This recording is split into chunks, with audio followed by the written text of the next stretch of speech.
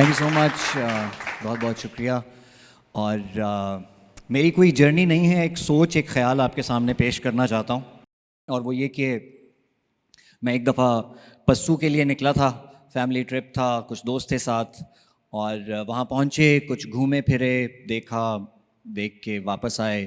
واپسی کے راستے میں ہم نے سوچا کہ جو فروٹ ہم نے لے رکھا ہے وہ کہیں بیٹھ کے کھا لیتے ہیں. اور ہم بیٹھے فروٹ کھا رہے تھے تو میری نظر ایک چھوٹے سے ٹیلے پر پڑی.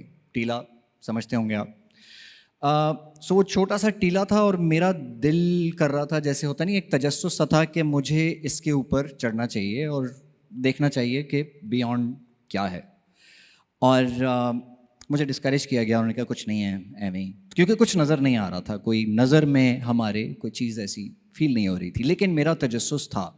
میں نے 2-3 دفعہ بولا کہ چڑھتے ہیں اوپر، دیکھ کے آتے ہیں، بٹ وقت کم تھا، روشنی جا رہی تھی. they were like کہ نہیں لیٹس جسٹ اگنور اٹ. اب یوں سمجھ لیجئے کہ یہ میرے سامنے ایک لائن کھینچی ہوئی ہے، ایک حد ہے جس کو میں کراس نہیں کر پا رہا ہوں. مینٹلی بلاک ہو گئے ہیں.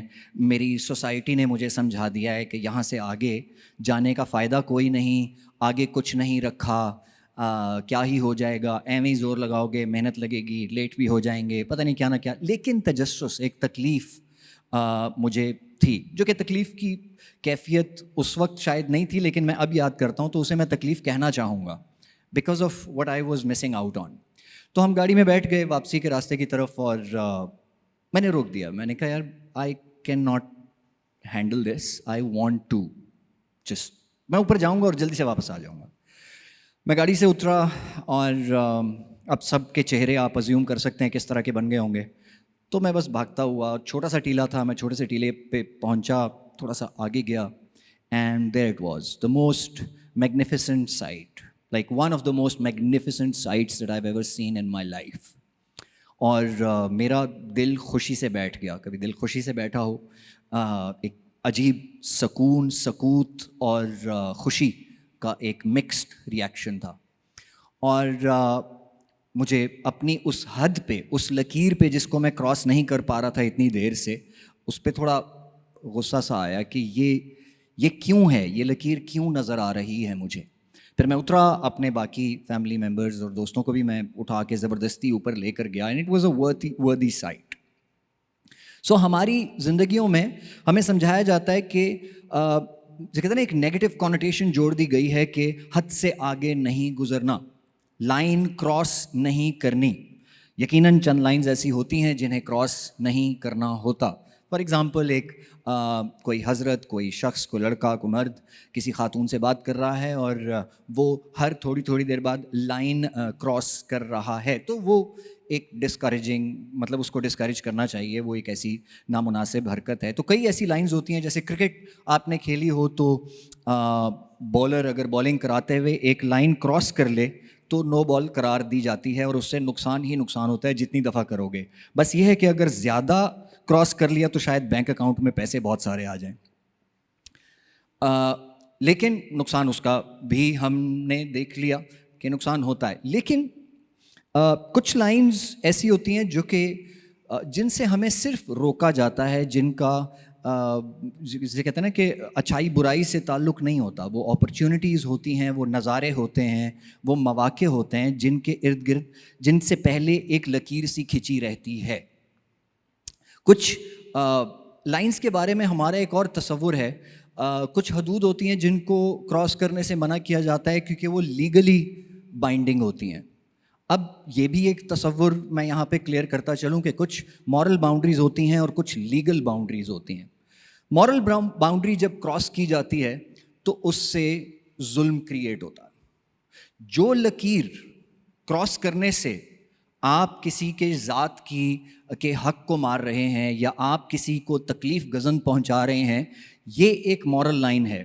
وہ قانون آپ کو نہ بھی روکے، آپ کو کراس کرنے سے گریز کرنا چاہیے کیونکہ وہ ظلم کی طرف جا رہی ہے. لیکن کچھ لائنز ہوتی ہیں جو قانوناً آپ پہ منع ہوتی ہیں. مثال پیش کرتا ہوں کہ ہمارے عزیز ہیں، انہوں نے گارڈننگ کر کے لان میں بہت سارے خوبصورت پودے لگائے ہوئے تھے. اب ان کا لان ہے، ان کے پودے ہیں، ان کی محنت ہے، اور اچانک اس سوسائٹی نے، اس محلے نے فیصلہ کیا، ان کی کمیٹی نے، کہ ہم نے نیا قانون پاس کیا ہے کہ اس طرح کے کوئی پودے یہاں پہ نظر نہیں آئیں گے، لک خراب ہوتی ہے. اینڈ سڈنلی اگر وہ شخص ہمارے عزیز ان کو یہ پودے ختم کرنے سے روک رہے ہیں تو وہ بظاہر ایک جرم کا ارتکاب کر رہے ہیں، وہ بظاہر ایک قانون توڑ رہے ہیں. سو قانون، لیکن وہ کر کیا رہے ہیں؟ وہ صرف اپنے ہاتھ سے لگائے ہوئے اپنے ہی گھر کے پودے بچا رہے ہیں. سو سمجھیں کہ لیگل لائنز جو کھینچی ہوتی ہیں ان کی ہماری زندگیوں میں کیا وقت حیثیت ہوتی ہے. بہت دفعہ ہمیں سمجھایا جاتا ہے کہ دیکھو قانون توڑ رہے ہو تو پھر غلط ہی غلط ہے. بہت انقلابات ایسے آئے ہیں جہاں پہ آپ کو لائنیں کراس کرنی پڑتی ہیں، کنٹینر ہٹانے پڑتے ہیں. جب آپ کو کہا جاتا ہے کہ یہاں سے ہٹ جائیے، قانونی ادارے کہہ رہے ہوتے ہیں یہاں سے ہٹ جائیے، آپ کو ثابت قدم کھڑے رہنا پڑتا ہے. آپ پہ واٹر گن ماری جا رہی ہوتی ہے، لیکن امید کا تقاضا یہ ہوتا ہے کہ آپ چھاتی چوڑی کر کے وہاں کھڑے رہیں. سو ایک یہ بھی لائنز کا تصور ہے.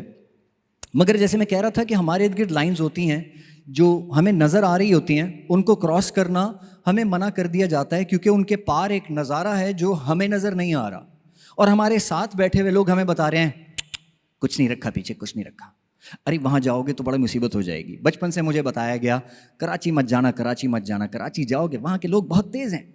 میں ڈرتا رہا کہ یہ لائن میں کیسے کراس کر دوں، دور ہے، پہنچوں گا تو لوگ تیز ہیں. ایک دفعہ کہیں جانا ہو ہی گیا میرا، میں پہنچا اور لوگ واقعی تیز تھے، اور میں نے پیچھے مڑ کے کہا کہ اوئے تم مجھے اس سے منع کر رہے تھے، یہ تو تیز ہیں، یہاں تو آنا تھا. سو لائنز آپ کے گرد کھینچی ہیں، حدود آپ کے گرد کھینچی ہوئی ہیں، اور لوگ آپ کو اسے منع کیے چلے جا رہے ہیں اور آپ اپنے آپ کو ہولڈ بیک کیے جا رہے ہیں. ایک کوہ پیما، ایک ماؤنٹینئر اپنے سامنے ایک بہت بلند چوٹی کو دیکھتا ہے، ایک ناممکن کسی صورتحال اس کے سامنے ہوتی ہے، اور اس کو لگتا ہے کہ یہ میں نے چند قدم لیے اور یہاں تو میں رک جاؤں گا، اس سے آگے تو میں جا نہیں پاؤں گا یا پاؤں گی، جیسے آج آپ نے دیکھا. اور ہر تھوڑے تھوڑے قدم کے بعد وہ اس لائن کو کراس کرتے ہیں اور ایک حد پار کرتے ہیں اور ایک نئی جیت اٹھاتے ہیں. پھر آگے دیکھتے ہیں، پھر ایک ناممکن نظر آ رہی ہوتی ہے، وہ پھر ہمت کرتے ہیں، ایک اور لائن کراس کرتے ہیں، ایک اور لائن کراس کرتے ہیں. اس دورانیے میں وہ کتنی حدود کراس کر جاتے ہیں کہ آخر چوٹی تک پہنچ جاتے ہیں جس کا ہم تصور بھی نہیں کر سکتے. اور نیچے کھڑے ہو کے اگر ہم اوپر دیکھیں تو شاید ہمارا یہ سر ڈھلک کے پیچھے گر جائے، لیکن ہمیں وہ چوٹی نظر نہ آئے اور وہ وہاں کھڑے رہتے. اور پھر واپسی کا سفر اسی طریقے کی ایک حد ہے کہ کچھ بھی ہو سکتا ہے، ڈر، خوف، لیکن آپ اس لائن کو کراس کرتے ہیں، اس خوف کی لکیر کو کراس کرتے ہیں.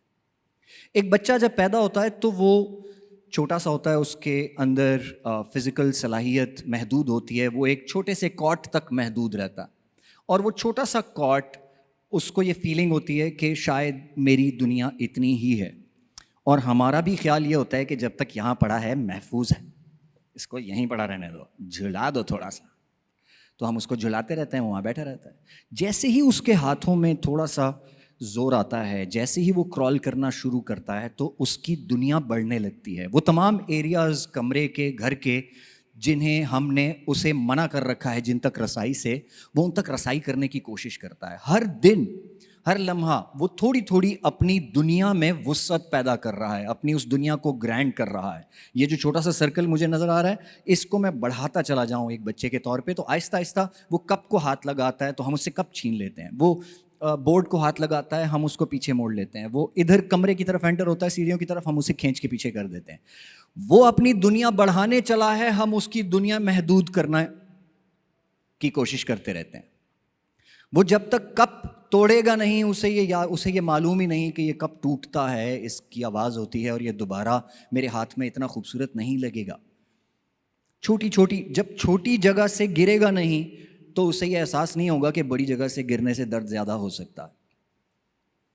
بچہ اپنی زندگی میں اپنی حرکتوں سے ہم سے پوچھے بغیر اپنی دنیا وسیع کرتا جا رہا ہے.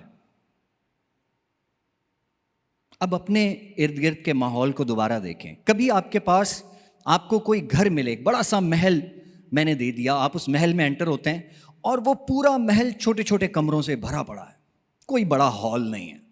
آپ ایک 5x5 کے کمرے میں جاتے ہیں، آپ کہتے ہیں یہاں مجھے احساس ٹھیک نہیں ہو رہا، میں ایک تنگ سا احساس ہے، ایسا کرتا ہوں میں دوسرے 5x5 کے کمرے میں چلا جاتا ہوں، میں تیسرے 5x5 کے کمرے میں چلا جاتا ہوں. کتنی دفعہ یہ ہوتا رہے گا؟ آپ کو اپنی دنیا چھوٹی محسوس ہوگی. تو پھر ایک دن آپ فیصلہ کریں گے کہ میں یہاں بیچ میں کھڑا ہوں, میرے ادھر کی دیوار بھی گرا دو, میرے ادھر کی دیوار بھی گرا دو, سامنے کی پیچھے کی, اور یوں دیواریں گرتی جاتی ہیں, اور آپ فیصلہ کرتے ہیں کہ یہاں پہ مجھے ایک کھلا ہال چاہیے, ایک کھلا احساس چاہیے. جب آپ پہاڑوں پہ جاتے ہیں, جب آپ بیچ پہ جاتے ہیں, ایک اوشن کو دیکھتے ہیں, تو وہ جو ایک وسعت نظری آپ کو ملتی ہے, اس سے آپ کا دل معمور ہوتا ہے, دل خوش ہوتا ہے. اپنے ارد گرد کی ان لکیروں کو دوبارہ دیکھیے, جو کچھ آپ نے سیٹ کی ہیں, کچھ آپ کو لوگوں نے سیٹ کر کے دی ہیں. اندازہ لگائیں کہ ان میں سے کون سی ہیں جن کو توڑنے سے کسی پہ ظلم نہیں ہو رہا. صرف مجھے تجربہ کرنے کو مل رہا ہے, میں یہ اپنے ارد گرد کا سرکل, یہ دائرہ کیسے بڑھا سکتا ہوں یا کیسے بڑھا سکتی ہوں. اس کے لیے ایک معمولی سا مشورہ ہے, اور یہی میری آپ کے لیے دعا ہے. وہ یہ کہ کاش ہم بڑے ہو کر بچے بن جائیں. ہماری طبیعت میں, ہمارے مزاج میں ایک بچپنا آ جائے. ہمیں بچوں کی طرح بیہیو کرتی ہوئی ایک ٹین ایجر لڑکی زہر لگتی ہے. ہم کہتے ہیں بچی ہے, کب بڑی ہوگی. ہم اس کے اندر کا بچہ جب تک مار نہیں دیتے ہمیں سکون نہیں آتا. پھر جب وہ مایوس سی, جھکی سی مسکراہٹ لے کے, جھوٹی مسکراہٹ لے کے زندگی گزارنا شروع کرتی ہے پیلے چہرے کے ساتھ, تو ہم کہتے ہیں نا اب یہ ہوئی میچور.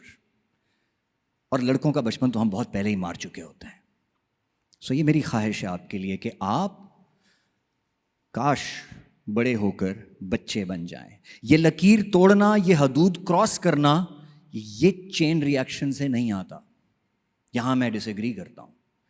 ہر دفعہ نئی لائن کراس کرنی ہوتی ہے, ہر دفعہ نئی ہمت کرنی ہوتی ہے, ہر دفعہ حد کراس کرنی ہوتی ہے, ہر دفعہ لائن کراس کرنی ہوتی ہے. چین ری ایکشن کب آتا ہے؟ جب آپ کا دماغ بچے کی طرح چلنے لگتا ہے, جب آپ کا دل بچے کی طرح چلنے لگتا ہے. تو سوچنے کا انداز فکر, کوئی بھی نام دے دیں, جب آپ کی سوچ بدلے گی تو اچانک آپ کے دل سے یہ پکار بار بار آئے گی کہ یہاں بڑھنا ہے, یہاں بڑھنا ہے, یہاں بڑھنا ہے, اور اپنی دنیا کو وسیع کرنا ہے. یہی میری آپ لوگوں کے لیے دعا ہے. اجازت چاہوں گا. آپ بہت شکریہ.